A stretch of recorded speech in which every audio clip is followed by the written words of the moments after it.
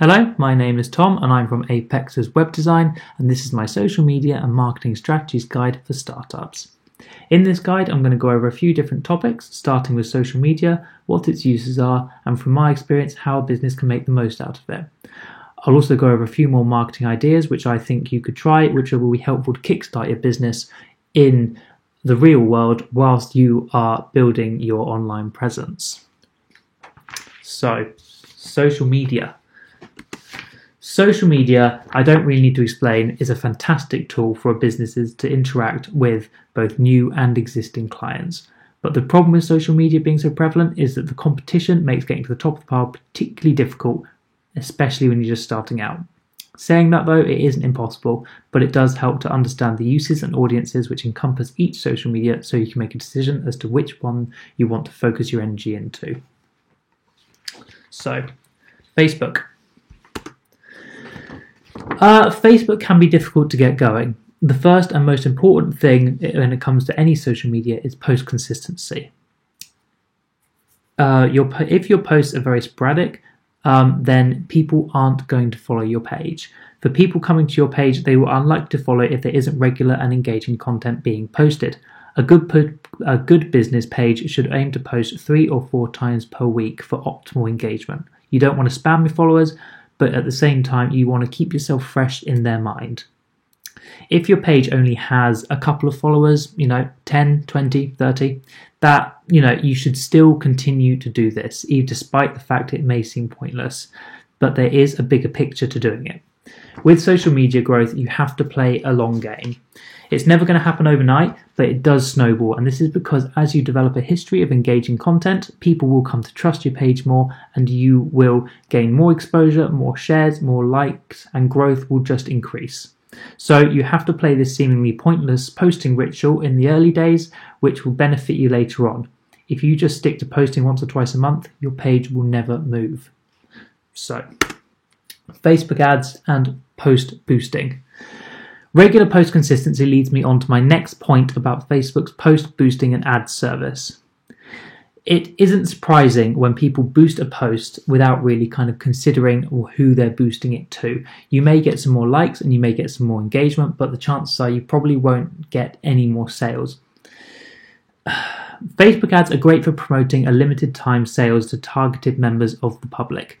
Facebook has an intuitive system which targets people based on their likes, activity, and location, so to show them an advertisement that they believe would be appropriate to people and relevant to certain people so as to translate into sales. However, the ads which people post usually rely on pressure sales. When people are scrolling through Facebook, they aren't thinking about wanting to buy your product, so this ad has to trigger an impulse in them, which makes them think that it's a very hot deal, and if they don't buy it right that moment, then they will miss out. If the ad fails to do this, then they'll just scroll straight past and forget about it. Impulse sales are relatively easy to achieve with a set product, but harder to do with service, harder to do with a service rather than a set product. So a tangible item like a pair of trainers or anything, a book or whatever.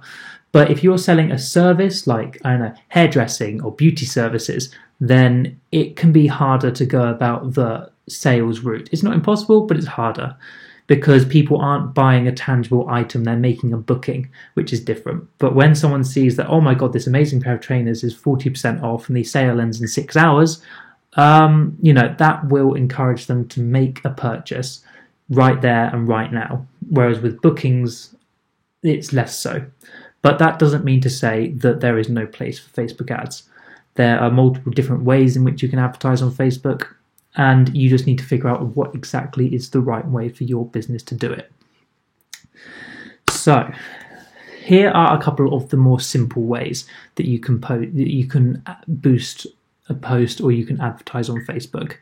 So the first one, do you boost a sale post with a limited time offer? That is the impulse. That is boosting a post which is offering a hot deal which people are going to want to click on and buy instantly. But there are other ways. You could, however, You could boost your page as a whole. You can make an attractive post that advertises your services that would ideally translate into page likes. These ads are designed to bring traffic to your page. So you would either boost your whole page, or you would boost a post on your page that advertises your services in an attractive manner, which gets people to go onto your page, see your post history, see your engaging content that you've been posting over the course of a few months, and then they will choose to like your page. And then that like will hopefully later translate into sales. So like I said, it's a longer game. It's not about that post instantly attracting sales. It's about waiting and getting people to come to your page, seeing what you do, and then hopefully that will later translate to sales. So, sorry, I hope that makes sense. That was quite a lot of information, but yeah, I hope it's making sense. My next slide is about Instagram. Instagram isn't so much going to drive sales for you if you offer a service. So again, if you are, say, a barber's or a beauty therapist or a hairdresser's or a cafe, for example, Instagram isn't necessarily going to drive sales, but it's more a way of maintaining a connection with past customers so as to encourage repeat income. Facebook does do this too. You should also consider this when you're making posts there, but because Instagram's content is almost solely photo based, it makes it an opportunity for a much more informal and personal engagement with your customers.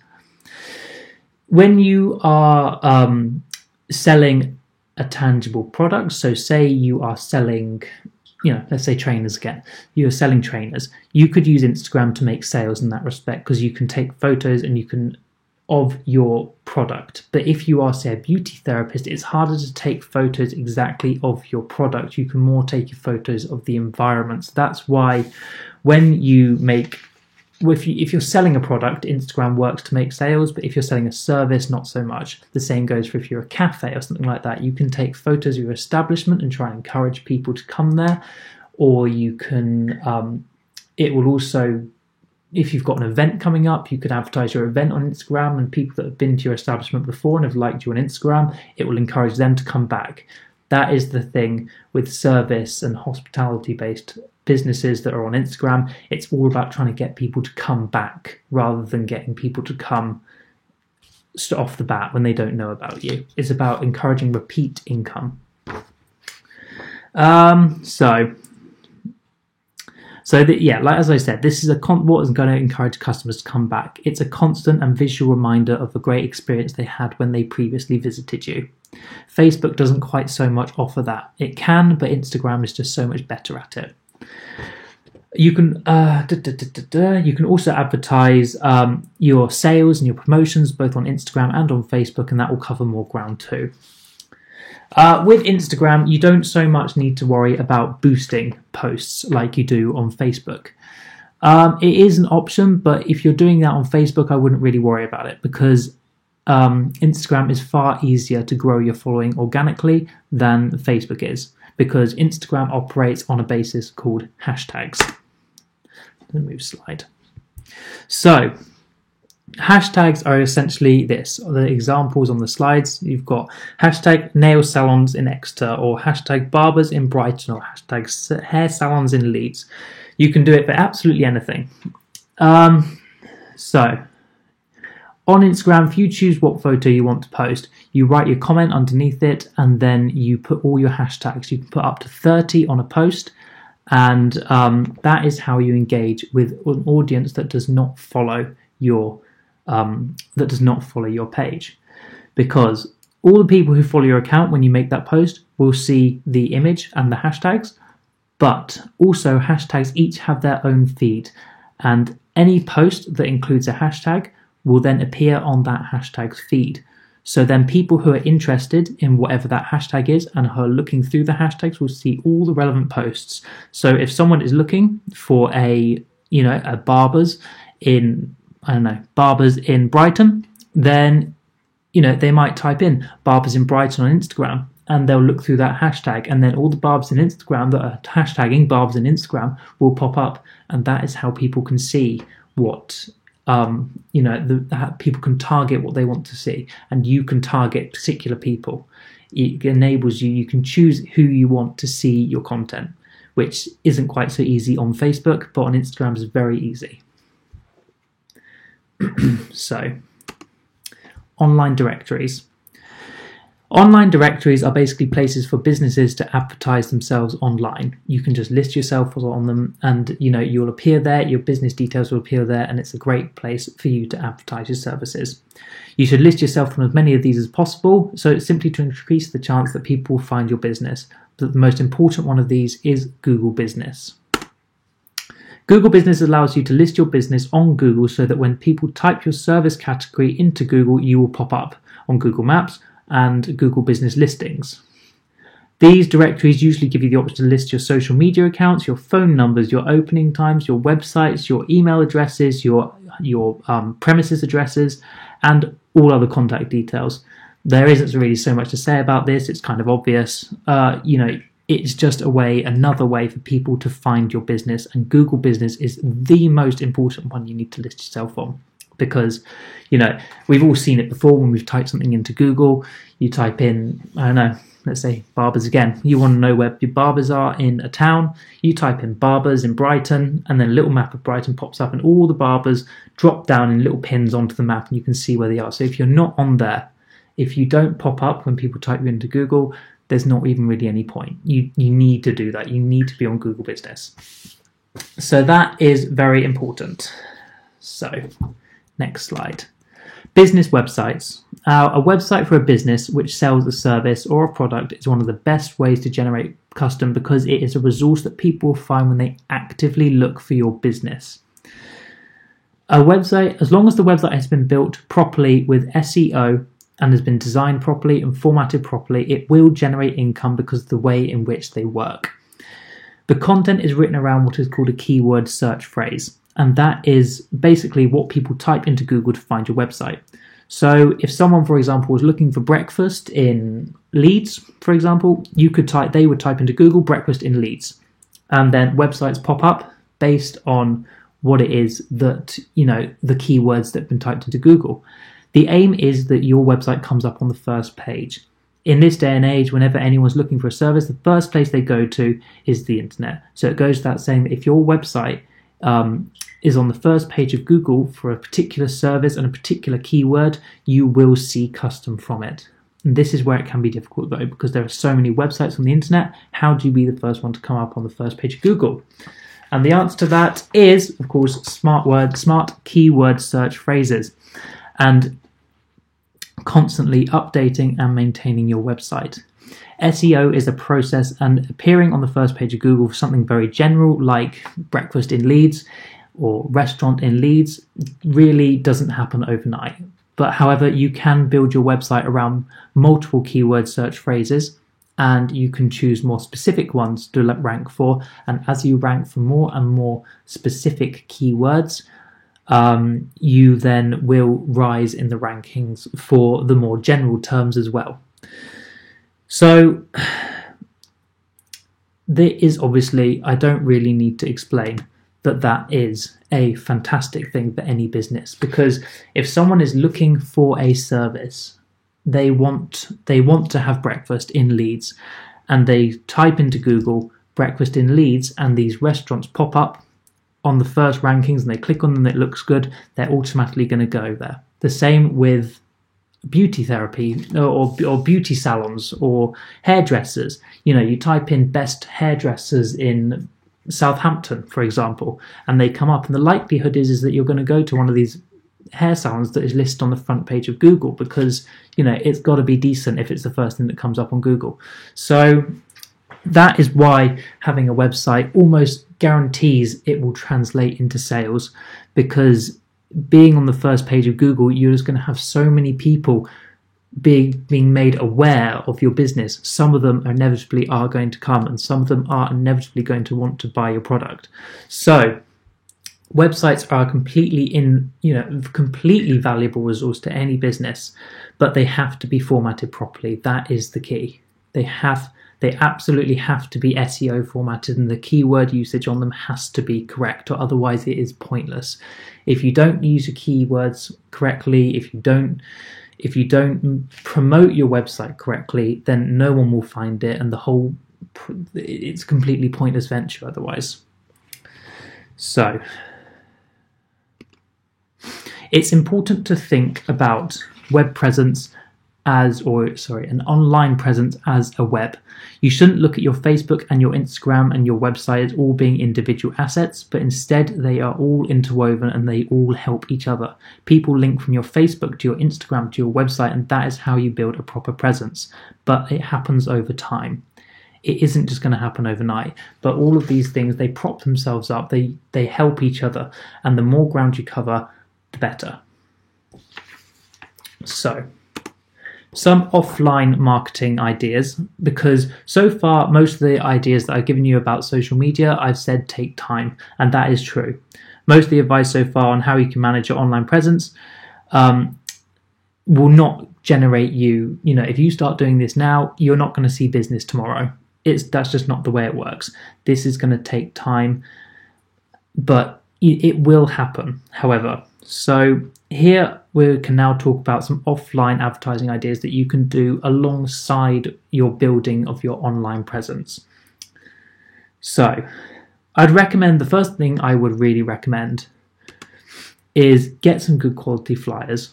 They have to be good quality. So I'd recommend getting some good quality flyers or leaflets which offer some kind of first time discounts on them, so as the customer can have 10% off, for example, if they bring the flyer and have liked you on Facebook. You could maybe offer packages of sessions if it's a service that you could do. You could do sessions for X amount for 3 sessions on the basis that people have liked your Facebook page and have the discount flyer with them. You need to make sure that on these flyers, your Facebook name, your Instagram name, if you have it, is clearly placed so that customers can instantly look you up when it's fresh in their minds.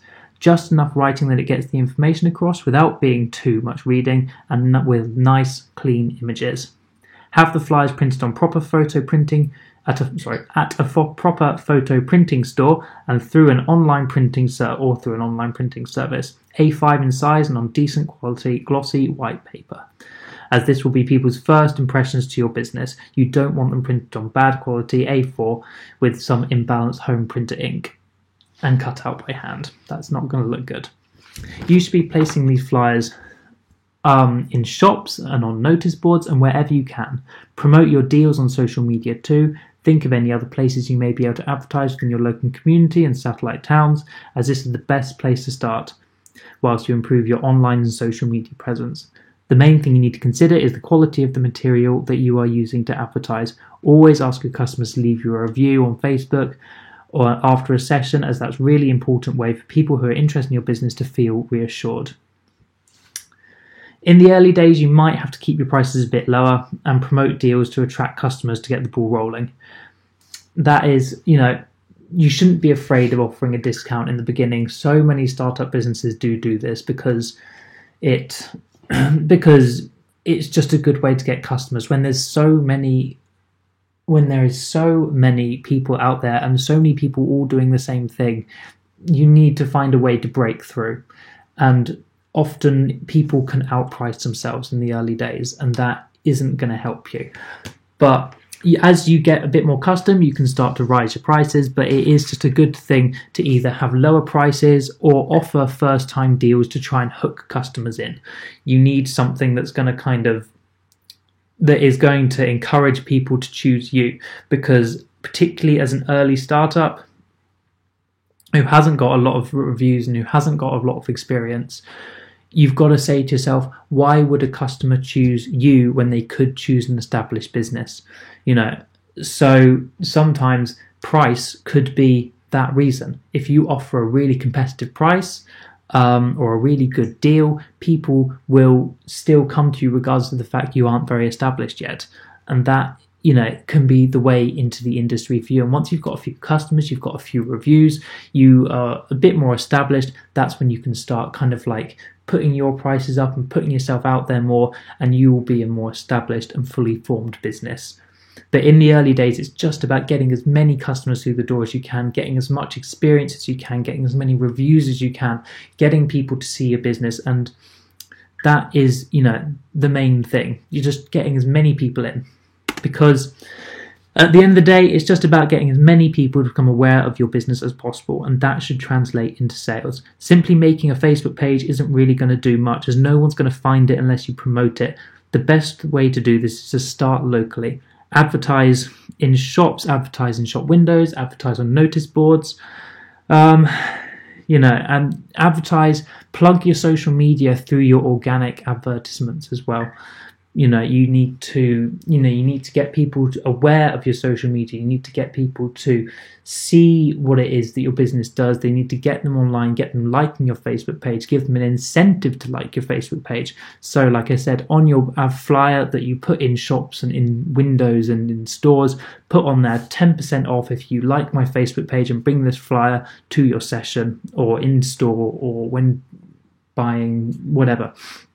You need to encourage people to like your social media, to share your social media, and then in return you're going to see more people, and your business will increase exponentially.